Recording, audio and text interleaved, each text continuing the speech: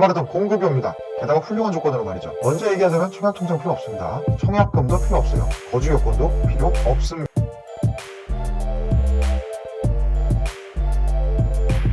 대관절 월드의 대관절입니다. 오늘의 부동산 싹둑 대상은 인덕원역 근처 의왕시에 위치한 힐스테이트 민간임대 아파트입니다. 인덕원과 의왕시를 정확히 구분할 수 있는 외지인들은 많이 없을 겁니다. 인덕원은 명확히 안양시이고요. 의왕시는 별도의 시입니다. 차이부터 알고 넘어가도록 하겠습니다. 인덕원역 가면 이런 분위기입니다. 4호선이고요. 안양과 가천의 사이에 위치해 있습니다. 안양의 대표 번화가 평촌, 범계, 일본가 대비 살짝 처진 분위기가 있습니다. 그러나 이랬던 곳에 이 GTX와 같은 엄청난 특급 호재들이 들어오기 시작합니다. 근처의 주요 아파트 단지부터 보겠습니다. 인덕원역 좌측 위쪽으로 동편마을 있고요. 우측에는 숲속마을, 그리고 조금만 더 가면 청계의 마을이라고 있습니다. 이 보이시는 파란색 선을 기준으로 왼쪽은 전부 안양시, 우측은 의왕시라고 보시면 됩니다. 우측 쪽에 포일 센트럴 프루지오라고 해서 현재 의왕 거의 대장으로 쳐주는 아파트가 이쪽에 위치해 있고요. 민간임대 아파트 볼 위치는 바로 그 옆인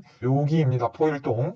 인덕원역 관련된 노선이 GTX-C만 있는 게 아닙니다. 월판선은 월곶에서부터 판교까지 이어지는 선이고요. 요거는 거의 GTX-E가 아니냐 할 정도로 속도가 빠른 지하철이므로 파급 효과를 가져올 노선입니다. 아래쪽으로는 인덕원과 동탄을 있습니다. 이 모든 것은 단순 계획이 아니고 확정된 노선들이므로 모두가 지나다게 되는 쿼드러플에 놓인 상황인 거죠. 월판선부터 보겠습니다. 인천 송도 이쪽서부터 이쪽으로는 여주까지 현재 이어질 수 있는 노선이라고 보시면 되고요. 인덕원에서 판교로 가는 거는 차로 가면 금방입니다. 20분이면 갑니다. 그러나 대중교통으로 가기는 너무 어려웠던 상황이 월판선 덕분에 판교라는 큰 일자리 아주 가깝게 되었습니다. 인덕원서부터 시작하는 동탄, 인동선도 있습니다. 인동선은 사실 그간 사람이 많이 살고 있었던 평촌동 쪽에 있는 안양 쪽에도 큰 호재라고 할 수 있습니다. 특히 호계동 분들은 지하철역이 없어서 상당히 불편했는데 이 덕분에 지하철역이 생길 것 같습니다. 또한 수원 안에서도 지하철이 부족했던 북수원 쪽을 쭉 위에서 아래로 내려오면서 궁극적으로는 동탄까지 이어지는 인동선입니다. 이게 먼 미래의 인덕원역의 지하 모습이라고 생각하시면 됩니다. GTX-C, 월판선, 4호선, 인동선, 지하철 공사라는 게 서로 간에 이 높낮이가 중요하기 때문에 쿼드러플을 만든다는 것은 정말 쉽지 않은 일입니다. 대표적으로 4개의 호선이 이상 지나가는 게 왕십리역이라고 할 수 있습니다. 왕십리역의 특정 호선들은 타기 위해서는 끝없이 지하로 내려가야 합니다. 인덕원도 나중에 가면 그렇게 될 것 같습니다. 쿼드러플 역세권이 된 인덕원의 모습 나중에 기대가 정말 많이 됩니다. 인덕원 호재 짧게 정리하겠습니다. 인덕원에는 GTX-C가 정차한다. 현재 최고의 호재 중 하나가 GTX죠. 특히 A노선과 C노선이 가장 가시적이므로 이 둘에 대한 호재가 직접적일 것입니다. 기존 인덕원은 4호선 러에게는 좀 독특한 곳이었습니다. 평촌에서 인덕원까지 가는데도 4분, 인덕원에서도 과천까지 가는데 4분. 뭔가 먼 역 같았어요.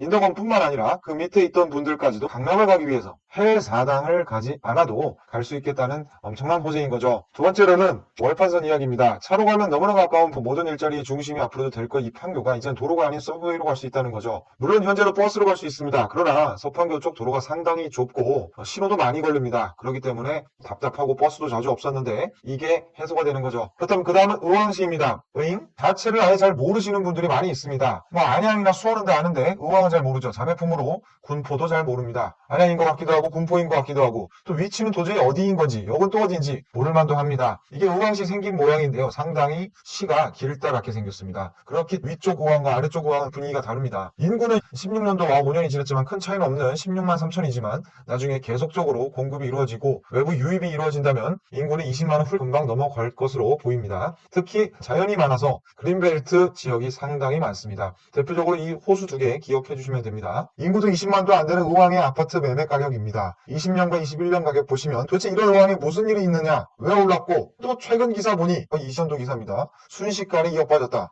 왜 빠지는 걸까? 애초에 왜 이렇게 의왕에 돈이 몰리는 걸까라고 생각해 보시면 결국에는 이 철도 호재입니다. 11억 찍은 의왕은 내선동, 인덕원역이 가까운 쪽입니다. 그러나 최근에 떨어졌던 이유는 대출 규제, 금리 인상의 매수심이 얼어붙어 내려갈 수 있으나 개인적으로는 강제적인 대출 규제로 인한 일시적 하락이라고 보입니다. 물론 의왕의 현재 상태로 과도한 건 맞으나 인도건역, 쿼드러플이 탄생하고 또 계속적으로 우왕시가 발전한다면은 나중 가서는 이 또한 가장 저렴한 가격일 수 있습니다. 우왕의 명물이라고 하면 딱히 명물은 없습니다. 그러나 가장 유명한 거는 바로 이 호수 그리고 철도 인프라입니다. 그 어떤 도시도 쉽게 가지 못한 이 두 가지 대해 알아보겠습니다. 여기 바로 그 유명한 배군 호수입니다. 배군 호수 같은 경우에는 아주 도심 근처에 있는 큰 넓은 호수로서 최근 이렇게 산책로까지 이쁘게 조성을 해놨습니다. 이랬던 곳에 인간들은 개발을 참지 못하고 이 호수 쪽에 배군밸리라 해서 아파트까지 때려 박았습니다. 물론 여기 공기 좋고 살기 좋습니다. 다만 진출입로가 차량으로밖에 현재 없어서 다소 좀 막히는 감이 있습니다. 이랬던 배군 호수에 아파트가 몰리니 곧 사람이 더 몰리게끔 롯데에서 엄청난 프리미엄 아울렛을 짓습니다. 이름하여 타임빌라스입니다. 이 안쪽에는 이 산과 어지게끔 이렇게 아주 못 떨어지게 조성을 해놓았고 이것도 뭐 카페이자 가게 매주 주말 이렇게 차가 많이 줄 서고 있습니다. 과거 5년 전에 누가 이 호수 근처에다가 아울렛이 들어올 거라고 상상이나 했겠습니까? 이렇게 의왕은 발전하고 있습니다. 단순히 호수만 있는 게 아니죠. 철도로 유명합니다. 철도 박물관이 여기 있고요. 철도기술연구원이 여기 있고요. 무엇보다 한국교통대학 이쪽에 있습니다.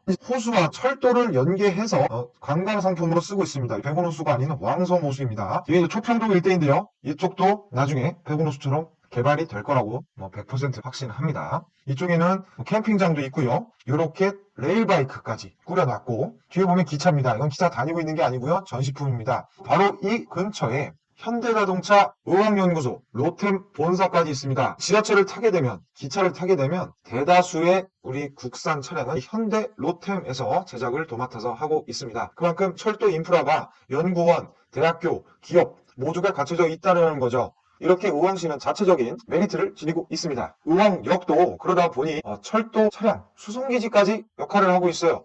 현재 GTX-C가 쓴다는 사실이 공식적으로 발표는 되지 않았으나 사실상 확정되었다. 시공사인 현대 쪽 그리고 국토부에서 발표한 자료를 토대로 보면은 GTX-C 정차가 확실합니다. 일단 기존 노선을 이용한다는 거 그리고 무엇보다 잠시 거쳐가는 주바퀴지 역할로도 할 수도 있고 잠시 회차용으로도 쓸 수 있는 기술적인 장점이 있기 때문입니다. 짧게 정리하겠습니다. GTX-C가 사실상 두 개나 정차한다. 인덕원역과 의왕역이죠. 그간 부족했습니다. 지하철역이. 그러나 인동 월판선으로 인해 구역별로 지하철역이 하나씩은 생기게 되는 혜택을 보게 될 겁니다. 단절되어 왔던 길쭉했던 의왕시가 비로소 이제로 철도 이어진다. 인덕원역 우측은 포일동 대동 일대인데 이쪽은 인덕원역과 청계역을 앞으로 이용하게 될 거고요. 의왕시 부곡동 일대는 의왕역과 신설되는 의왕시청역을 이용할 수 있게 되겠습니다. 이렇게 인덕원과 의왕시가 앞으로 어떠한 교통 호재가 있는지 벌써 다 보았는데 이런 미친 입지에 우리가 그토록 마르고 메마르던 공급이 옵니다. 게다가 훌륭한 조건으로 말이죠. 먼저 얘기하자면 청약통장 필요 없습니다. 청약금도 필요 없어요. 거주 여건도 필요 없습니다. 힐스테이트입니다.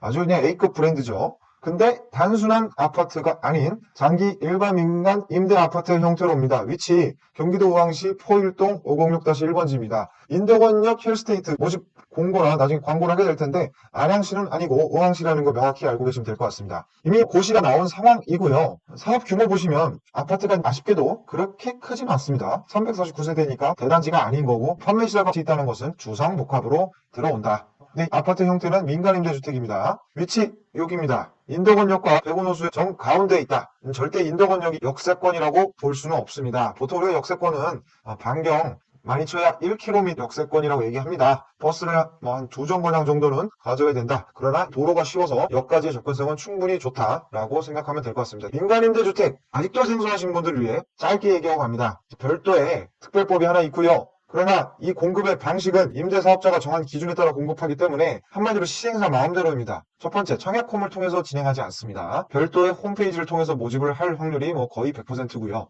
특징은 이제 요약을 해서 말씀드릴게요. 모집 공고 언제 나옵니까? 22년 2월 달로 예정되어 있습니다. 사실 1월로 많이들 예상을 했는데 2월에 나올 거로 점쳐지고 있습니다. 세대 수는 명확하게 349세대 3개동으로 나올 것입니다. 50제곱미터 75세대, 64제곱미터 224세대, 74제곱미터 50세대, 대형 평수는 없습니다.